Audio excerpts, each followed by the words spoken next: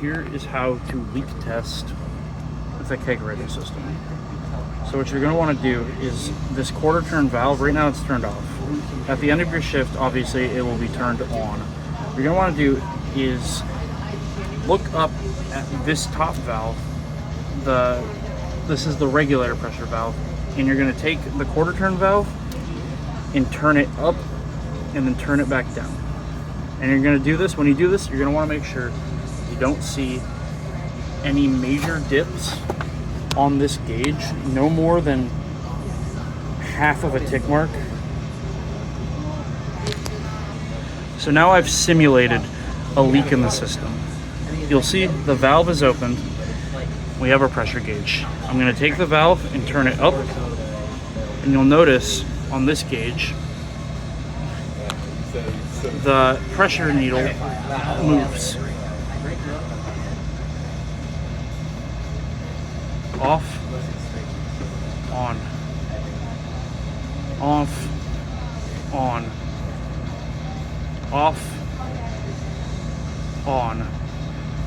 And you're going to want to do that a couple times. Just cycle it through, double, triple check that when you do turn it off, you see the pressure jump back up, and then when you turn it on, you see it dip down. When you see this, that's an indicator of a gas leak in the Kegerator system. When a gas leak is detected, you can first try and remedy the issue yourself by coming over to the Kegerator, looking inside and listening to hear if you hear any gas leaks.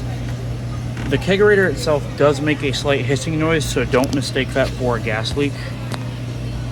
The easiest way to troubleshoot this is by going to the gas manifold in the back of the Kegerator.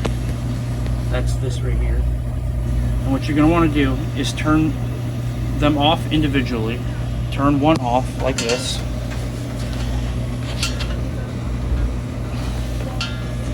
As you can see, I just turned that line off. And then you're going to come over here and check on here again. You're going to perform the same steps. You're going to turn it off and then back on. Off, on. Notice how there's no major jumps on the regulator. That's indicating that that gas line on that manifold is the line that is leaking. Just to show you again, off, on.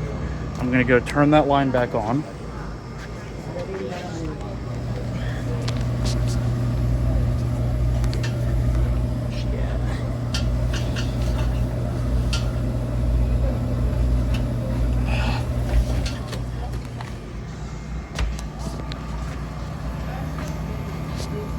I'm going to turn it off and on.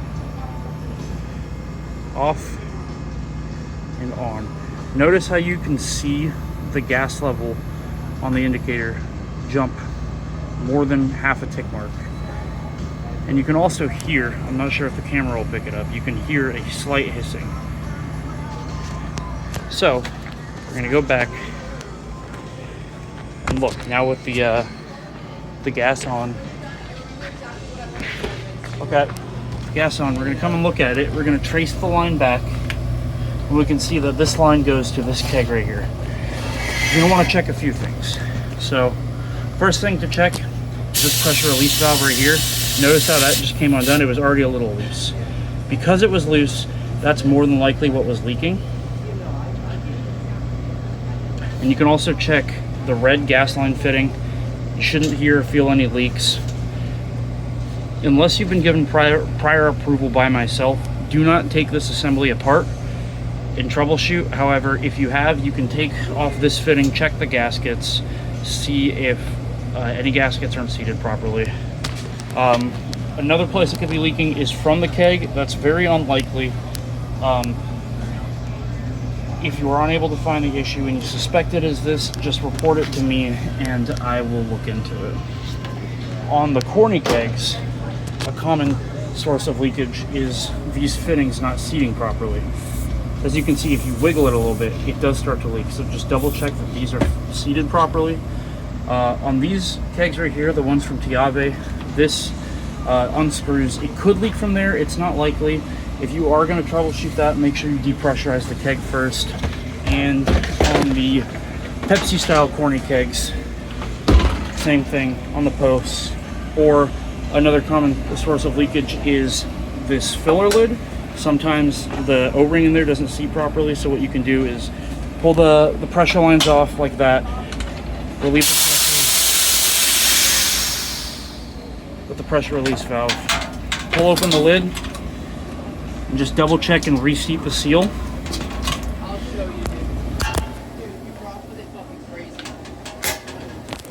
And then try and repressurize it. If the problem continues, just report it to me and I will come in and investigate what the issue could possibly be. Alright, so since I tightened that fitting, that should have remedied our leak issue. The kegs are currently repressurizing since I did just depressurize that keg, but you'll see once that keg's pressure equalizes, this will no longer jump back and forth. Alright, so notice how the kegerator, the keg pressure has equalized, and now when I turn the valve off and on, there's no jump, no more than half a tick mark's worth of jump. Another thing you do need to be cognizant of as well is the pressure that is set on this regulator. Ensure that the pressure is no more than 15 and no less than 10.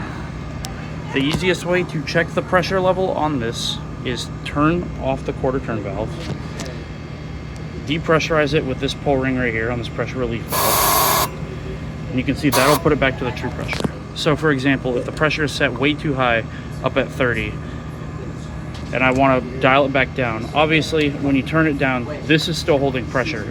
You have to first relieve the pressure like so, and now you can see it's now been set to 20. So not quite there yet. We want to back it back down a little bit, and if you have two hands, you can just hold this out and back this down. Obviously I'm holding the phone, so I can't quite do that, but now I've backed it down here, back down to 10.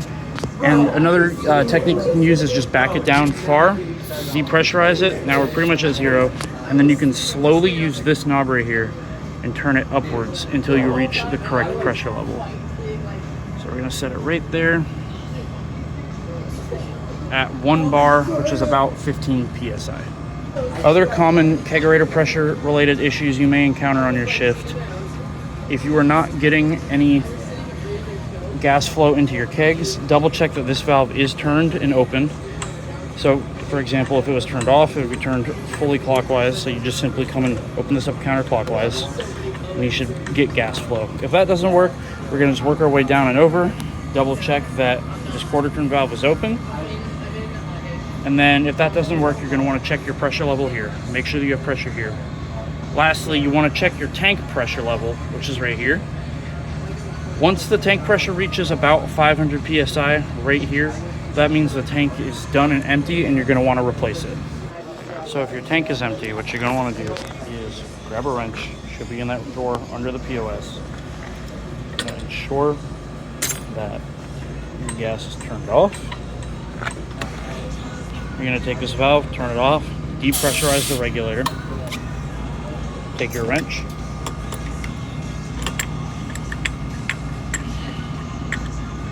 adjust it to meet the size of the nut. You're going to turn it counterclockwise. Sometimes if you're having trouble, it's easier to work by going down.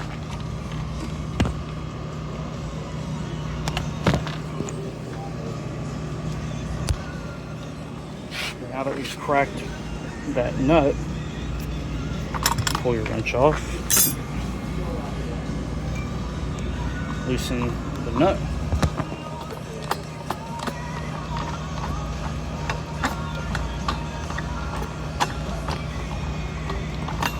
pull your regulator off. Now you have your regulator, you can just set that right there. And you're gonna go and grab a fresh tank from the back. Make sure that when you replace this tank in the back with the fresh tank, that you strap it to the wall just as how this one is. Once you get your tank, you're gonna restrap it here. Simple mechanism. Just press this button and it releases. You put your tank on, strap it up, tighten it. Just wrap the strap around here, and then You're gonna take your regulator,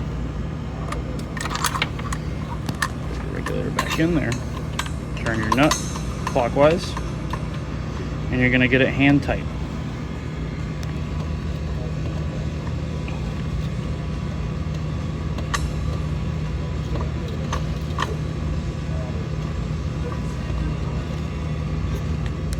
Once you have your nut on there hand tight, what you're gonna wanna do is take this, angle it back slightly, and take your wrench, come over here, and you're gonna tighten. You should use your other hand to hold the regulator like this while you wrench it down to make sure that this stays 90 degrees level. That's why you angle it slightly back, so that way when you turn it,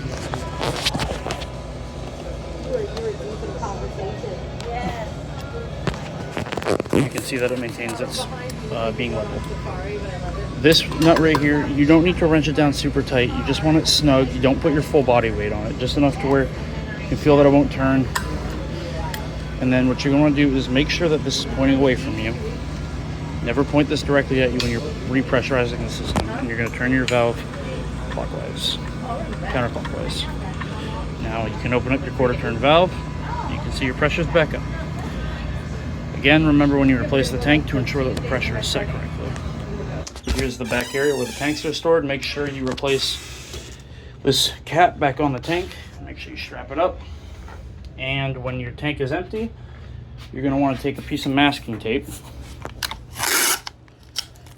put it on the tank.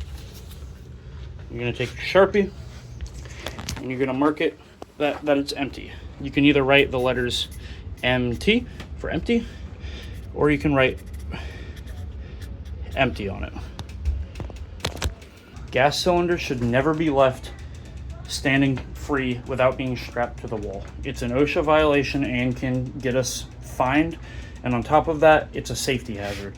If one of these tanks is to fall and the top valve gets knocked off, this will turn into a projectile and it could injure or kill somebody. That concludes the video on how to leak test and replace Kegerator gas cylinders.